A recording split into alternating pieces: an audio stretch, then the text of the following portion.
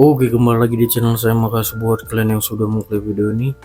Kali ini dari Asto Junior yang membela Asto Senior, ya kan. Dan kali ini ada ungkapan dari Bang Saur Siagian terkait Bu Megawati yang memperingatkan supaya Bu Megawati tidak membela koruptor. Kita lihat ya gimana videonya. Sebelum kita ke video, bantu subscribe dulu channel saya yang belum subscribe. Tidak tunggu lama, kita ke videonya langsung. Let's go. Terima kasih seluruh masyarakat Indonesia yang saya cintai dan banggakan.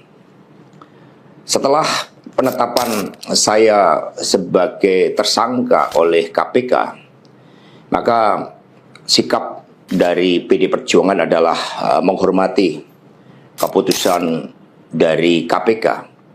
Kami adalah warga negara yang taat hukum. PD Perjuangan adalah partai yang menjunjung tinggi supremasi hukum.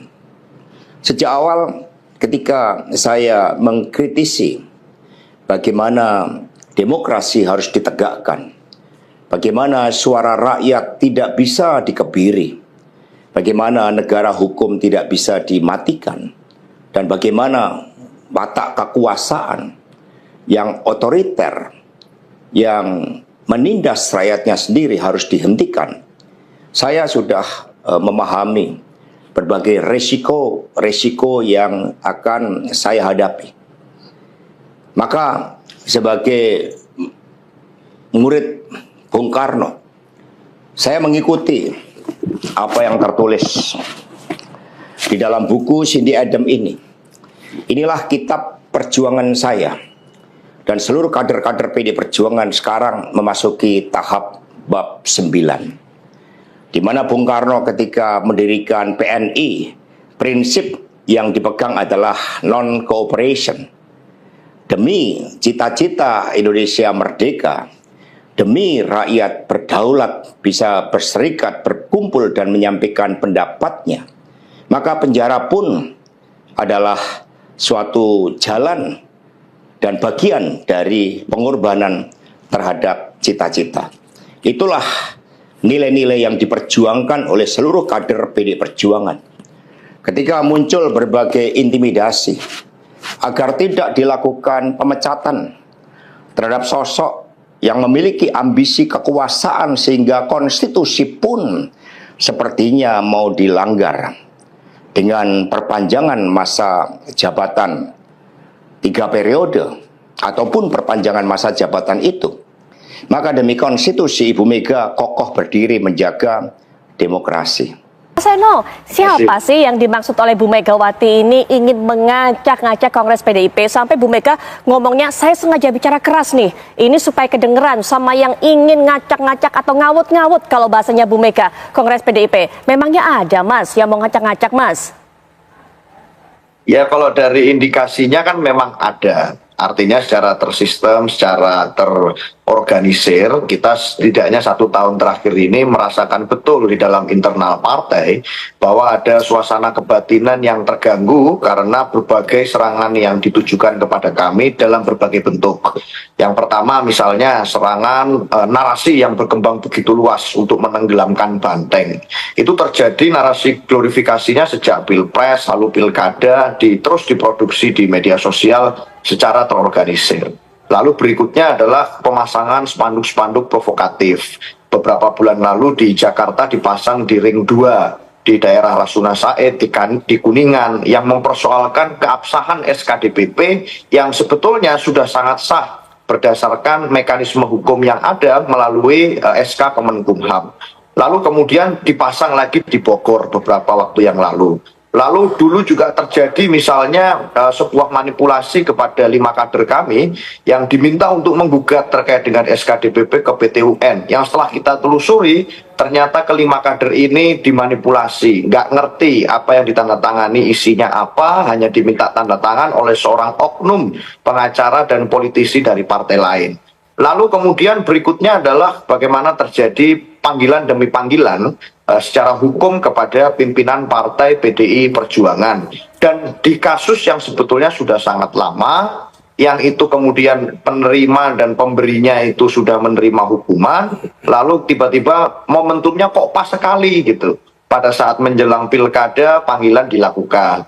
Lalu pasca pilkada dilakukan lagi panggilan. Lalu setelah itu mendekati kongres, kemudian kita kemarin pas Natal-Natal dikejutkan dengan penetapan tersangka. Maka di situasi ini kami merasa bahwa agak sulit untuk kemudian tidak mengkaitkan satu peristiwa dengan peristiwa yang lain. Publik pun di percakapan di media sosial, di media massa, banyak yang kesulitan untuk memisahkan antara sebenarnya ini murni persoalan hukum atau kemudian ada persoalan politik yang berkelindan. Nah, jadi kami merasa bahwa ada serangan terstruktur yang dilakukan kepada kami dan itu tidak terlepas dari situasi kami menjelang kongres, yang mana tentu sebagai manusia politik kita tidak hidup di ruang hampa politik. Pasti ada kaitannya dengan warning system terkait dengan out-out itu tadi, Mbak. Itu Mbak Viola. Mas Seno, kalau menyebut ini serangan terstruktur, siapa lalu dirijennya? Menurut pandangan PDIP kita hari tentunya. ini tentu saja mengharapkan adanya kejelasan dari laporan yang sudah kami buat, salah satunya terkait dengan spanduk provokatif itu. Tetapi kan per hari ini masih belum ada tindak lanjut. Kalau ada spanduk yang dipasang, berarti kan ada yang menyuruh memasang. Kalau ada yang menyuruh memasang, berarti kan pasti ada kemudian aktor intelektual di balik itu. Kami percaya pada proses hukum, kami menghormati, maka kami membuat laporan. Tapi ternyata tidak ada kemudian sampai hari ini tindak lanjut yang signifikan terkait dengan siapa yang memasang spanduk-spanduk tersebut. Hari ini kami tentu berharap siapapun yang mau melakukan itu bisa berkenan untuk belajar sejarah. Pada saat PDI Perjuangan ditekan, diintervensi, diintimidasi, yang terjadi adalah arus balik kekuatan rakyat dan dulu pernah terbukti pada saat peristiwa Kuda Tuli. Jadi tolong jangan coba-coba. Saya rasa itu baik untuk demokrasi karena partai manapun bisa jadi korban kalau cara mainnya begini. Itu Mbak Putri. Baik, tapi ini saya sangat tertarik untuk terus menggali informasi dari Mas Seno mengenai aktor intelektual. Siapa sih Mas yang disebut? Karena menurut saya kalau Mas Seno masih belum mau membuka. Tapi kok kayaknya kalau dari yang disampaikan Bu Mega sudah jelas, karena Bu Mega sampai mengatakan ini pesan supaya didengar oleh yang mau ngawut-ngawut. Siapa kemudian Mas yang disebut, diarahkan ini sebagai aktor intelektual di balik semua ini? Ya, dugaan kami pasti seseorang yang punya kekuasaan. Karena kalau tidak punya kedekatan dengan kekuasaan, itu kami juga kesulitan untuk melakukan gambaran kok bisa terstruktur seperti ini. Nah, kalau bicara nama-nama tentu kita masih tidak bisa ya, hanya berangkat dari asumsi. Tetapi kan politik itu aksi-reaksi. Nah, beberapa waktu yang lalu juga misalnya kami melakukan suatu langkah organisasi, memberikan surat pemecatan terhadap 27 kader sebagai hasil dari evaluasi tahun politik kemarin pasca Pilpres dan Pilkada. Apakah itu ada kaitannya dengan pemecatan tersebut? Nanti waktu yang akan jawab. Itu Mbak. Baik, di antara 27 kader yang dipecat termasuk juga ada Pak Jokowi di sana. Apakah kemudian dari pihak PDIP juga mengatakan bahwa ini ada hubungannya semua dengan pemecatan Pak Jokowi? Yang itu yang mau disampaikan? Mas Seno? Ya, saya nggak bilang untuk nama siapapun, tidak penting juga saya rasa hari ini untuk bicara siapa namanya. Tetapi yang pasti siapapun itu saya berharap betul sekali lagi belajar pada sejarah. Jangan sampai kemudian apa yang kemudian pernah dibuktikan PDI Perjuangan saat ditekan mau dilakukan cara-cara yang sama dengan cara seperti itu. Kita berharap betul bahwa politik kita tidak dilandasi atas semangat balas dendam, tetapi didasari atas keinginan untuk membangun peradaban kehidupan bersama yang lebih baik. Maka dari itu, hari ini kita masih terus melakukan penelusuran. Kita bersiaga satu, berwaspada penuh. Kalau siapapun itu, apalagi misalnya nanti dengan berjalannya waktu, ternyata yang ingin mengacak-ngacak PDI Perjuangan adalah orang yang pernah berjalan bersama kami, siapapun namanya, maka saya rasa ini adalah suatu bukti sejarah. Bagaimana nanti waktu akan menguji tentang kekhianatan, tentang kesetiaan pada nilai, tentang menjaga kehidupan berdemokrasi yang baik. Kita ingin untuk memastikan agar demokrasi itu tidak diganggu oleh suasana seperti itu. Itu aja, Mbak. Baik, Mas Seno. Mas Andi, tidak bisa kita pungkiri bahwa kemudian di kalangan publik beredar bahwa mengkait-kaitkan mereka ini. Wah, ini di status tersangkakan Mas Hasto ini ada hubungannya dengan pemecatan Pak Jokowi dari PDIP dan sebagainya. Mas Andi? Ya, terima kasih Mbak Putri. Pertama-tama saya ingin mengucapkan Selamat Natal dan Tahun Baru 2025 nanti kepada seluruh pemirsa TV One dari kami, dari Jokomania dan Prabowo Mania 08. Menjawab pertanyaan tadi, Mbak Putri, ini semakin lama kita melihat ini seperti ada Jokowi fobia. Oke. Jokowi fobia di PDIP. Beliau kan ini kan sudah dipecat, ya, diberhentikan. Apa yang terjadi di PDIP itu ya tidak ada kaitan lagi dengan beliau gitu. Cawe-cawe beliau tidak ada lagi karena bukan presiden.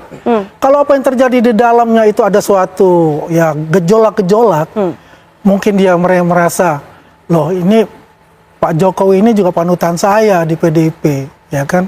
Kenapa dipecat? Mereka melakukan sesuatu itu bukan urusannya Pak Jokowi lagi, itu udah urusan internal.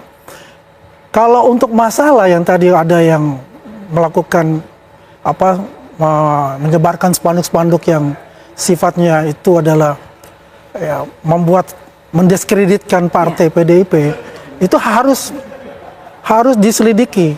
Jangan menimbulkan fitnah nantinya gitu loh. Jangan sedikit lagi itu, wah itu Jokowi itu kerjaan dan keluarganya gitu karena dipecat dari PDIP. Ya kan? Kalau perlu itu buktikan, nanti akan terjadi fitnah. Ya kan? Selama ini tidak akan ada kok. Statement terakhir itu Pak Jokowi bilang, lah saya kan sudah nggak presiden. Ketawa-ketawa saja gitu.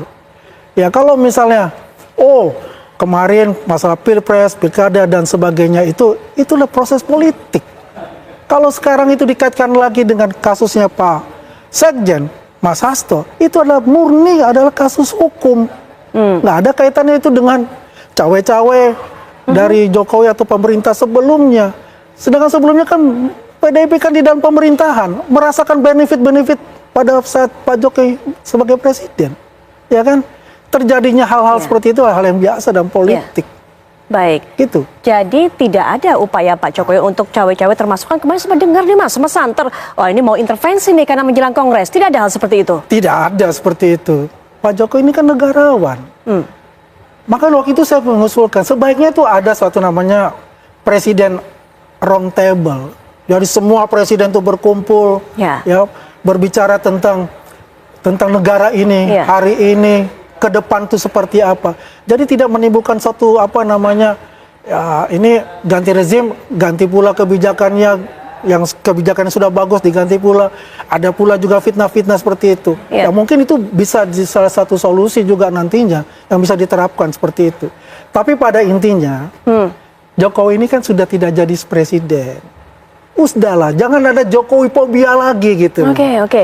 Biarkanlah, silakan berkongres ya. Kalau itu ada hal-hal yang sifatnya bersifat pidana maupun yang lain-lain, silakan diselidiki, percayakan kepada kepolisian. Bila perlu dipantau oleh masyarakat. Ya. Baik. Artinya gini loh, kasus daripada Harun Masiku ini kan hampir 5 tahun ini menjadi satu apa namanya perbincangan seperti dibilang rekan Numan itu di publik. Nah, oleh karena itu yang saya tahu di KPK itu ya politiknya adalah politik penegakan hukum dan keadilan. Nah, standarnya sama.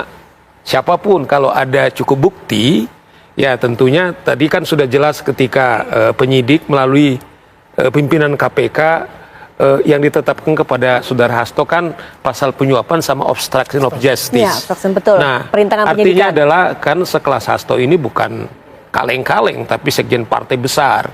Nah, oleh karena itu saya kira memang ini harus kita akui Mbak Putri. Kerusakan pimpinan KPK zamannya Firly Bahuri, akibatnya tuduhan-tuduhan KPK yang baru dilantik ini juga nggak bisa dinafikan. Nah, saya kira pimpinan KPK yang sekarang ini karena salah satu agenda ketiga serah terima kasus Harun Masiku ini, karena mungkin mereka sudah cukup bukti, segera kemudian dilakukan penyidikan. Nah, oleh karena itu begini, saya pikir apa yang dilakukan Mas Seno, katakanlah soal spanduk-spanduk, apalagi sudah out-out dalam konteks Kongres, biar bagaimanapun ini menyangkut keamanan ketertiban. Kita minta juga memang aparat penegak hukum harus segera menuntaskan laporan daripada Pak Seno. Jangan sampai ada apa namanya tuduhan-tuduhan kok sudah ada laporan kemudian tidak ditindaklanjuti. Nah, itu juga kan kita juga menghina juga rasa keadilan. Jangan sampai karena katakanlah teman-teman sebagai oposisi kemudian diperlakukan sebagai musuh. Tidak ada saya kira dalam konteks konstitusi. Mereka partai politik yang juga harus dilindungi. Tetapi pada saat yang sama Mbak Putri, misalnya statement-statement ibu misalnya. Kalau Saudara Hasto ditetapkan tersangka, awas misalnya. menurut saya karena Hasto juga ditetapkan sebagai obstruction of justice, menurut saya itu harus bisa katakanlah membatasi diri. Artinya gini loh, saya kira siapapun bisa datang ke KPK.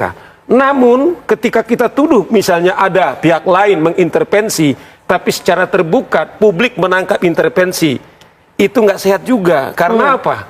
Seandainya misalnya Hasto Klak misalnya setelah ditahan, ada kader atau keluarga misalnya melakukan besuk misalnya, itu nggak ada problem. Namun kalau kita ancam misalnya, itu kita bisa kemudian dijerat perentangan penyidikan juga. Maksudnya gini loh, Hasto ini ditetapkan tersangka yaitu korupsi, artinya dia sebagai warga negara, bukan sebagai sekjen. Betul. Jangan ditarik-tarik nanti kepada partai yang menurut saya bisa partai berdarah-darah. Ini menurut saya. Kalau Bu Megawati mengatakan itu pasang badan, itu Nah, itu bukan yang hal kita ini bilang. ya? Kalau itu sama kan Hasto bukan saja yang menurut keterangan dari pimpinan KPK mendanai sebagian, tetapi juga merintangi, menyuruh membuang HP-nya, kemudian meminta supaya tidak mengkait-kaitkan. Sama juga artinya ketika dibilang, hei KPK, padahal negara melalui undang-undang hanya KPK dalam konteks sebagai aparat penegak hukum diberi wewenang untuk melakukan satu proses penyidikan. Bahkan mereka dikasih pasal 21. Kalau ada orang lain siapapun, termasuk presiden, apakah Prabowo, apakah Jokowi mantan, tidak boleh, kecuali mereka tidak punya harga diri. Kalau bisa saya Mas Umam, kecuali mereka tidak punya seorang negarawan, tidak boleh kemudian mereka mengintervensi. Kita ingatkan juga melalui tempat yang sakral ini. Sebagai negara hukum, saya apresiasi Mas Hasto statementnya. PDIP kemudian menjunjung supremasi hukum, demokrasi dan daulat rakyat. Makanya Mbak Putri, saya memakai daulat rakyat adalah kita ingatkan siapapun, presiden bukan adalah yang mempunyai kedaulatan tertinggi, tapi rakyatlah di atas, kemudian presiden pembantu-pembantunya, dan kita harus aware soal itu. Dan saya kira daulat rakyat itulah yang terganggu soal Harun Masiku. Orang sudah terpilih, kemudian dicoba diganggu daulat rakyat tersebut, itu kemudian jadi problem, saya kira menjadi partai. Jadi ini menjadi pesan kepada siapapun partai. Kalau seseorang dipilih, katakanlah berdasarkan suara rakyat dari satu suara ke suara, kita harus belajar menghargai sebagai negara hukum, sebagai konstitusi mengatakan kedaulatan bukan di tangan presiden, bukan di tangan ketua partai, tetapi di tangannya rakyat, yaitu Putri, Andi, kemudian Mas Umam, dan kita yang semua di sini. Dan itu kita harus belajar kalau kita taat kepada konstitusi. Oke, itu dia videonya. Gimana menurut kalian? Dan sampai bertemu di video saya selanjutnya.